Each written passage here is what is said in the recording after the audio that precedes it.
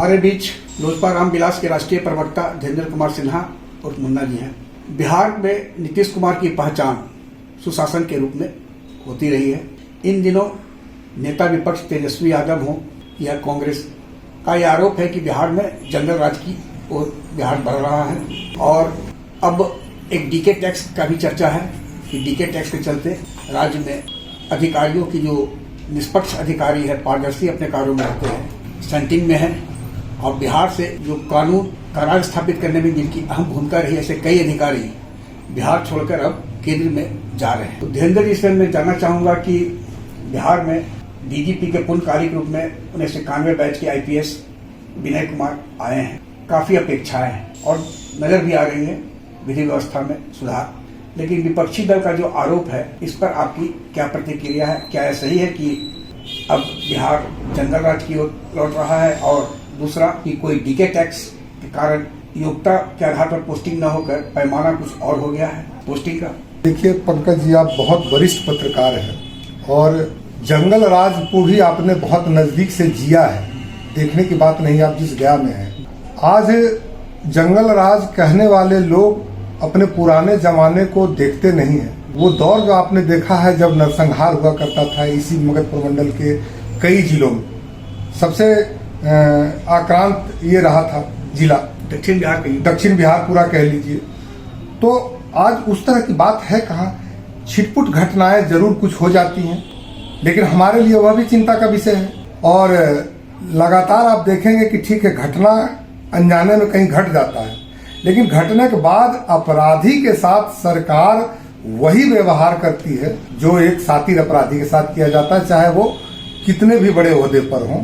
हाँ, निश्चित तौर पर कभी थोड़ी कमी रही है उसमें। देखिए कि हमारे वर्तमान में नए डीजीपी साहब आए हैं, इनका क्रियाकलाप आप पुराने समय के आप एसपी काल से ले लीजिए तो आज तक का बेदाग छवि के ऑफिसर रहे हैं और अपने अनुसंधान के लिए जाने जाते रहे हैं। मुझे लगता है कि अभयानंद जी के बाद दूसरे ऐसे डीजीपी ये बिहार में आए हैं जिनको अनुसंधान का इतना बड़ा अनुभव है। तो मैं समझता हूं कि इसके पहले जो कुछ आपराधिक घटनाएं हुई हैं, या मैं ये भी आरोप लगाता हूं कि विपक्ष के का कहीं साजिश तो नहीं है, शायद उस पर से भी अब पर्दा उठ सकता है। चुनाव के पहले हम लोग जरूर बिहार के लोगों को ये बता देने में सक्षम होंगे और हम बिहार पुलिस से ये आशा भी करते हैं कि जितनी भी पुरानी घटनाएं हुई हैं सबका जांच हो।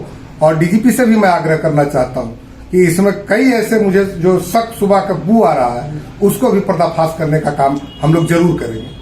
ये डीके टैक्स की बात होती है कि, और उसके बाद होता है कि जो ट्रांसफर पोस्टिंग खासकर हो रही है उसमें योग्यता और जीरो टॉलरेंस जो भ्रष्टाचार है उसे दरकिनार कर कुछ और पैमाना हो गया है पोस्टिंग के लिए। 3 वर्ष से ऊपर के कई अधिकारी बिहार में हैं, सेंटिंग में भी हैं, कोई फील्ड में भी हैं। ऐसे अधिकारियों को क्या कारण है कि अभी बरकरार है और डीके टैक्स के चलते तो ये असर नहीं पड़ रहा है? देखिए, ये डीके टैक्स है क्या पंकज जी, ये तो मुझे नहीं पता है।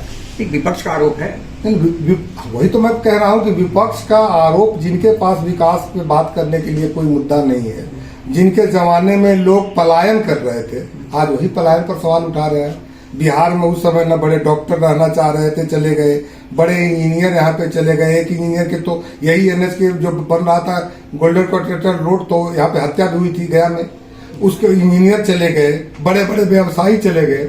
वो आज आरोप लगा रहे हैं कि पलायन हो रहा है। मैंने अब डीके टैक्स की बात नहीं, अगर हम कहते हैं कि अगर विपक्ष के नेता के पास किसी भी तरह का प्रमाण है तो ठीक है, सरकार हो सकता है कि ऐसे अधिकारियों को हम हाइपोथेटिकल ही मान लेते हैं कि बचाती होगी, तो आप तो न्यायालय का भी शरण ले सकते हैं ना।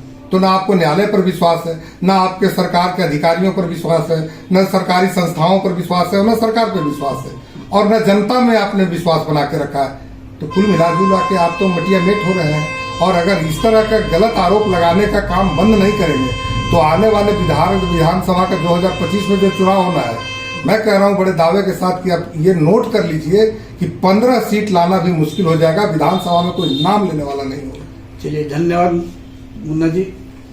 बिहार में यह आपका दावा है सुशासन है और बिहार में डीके टैक्स पुष्टि का कोई पैमाना नहीं है, इस दावे पर भी आपको बधाई।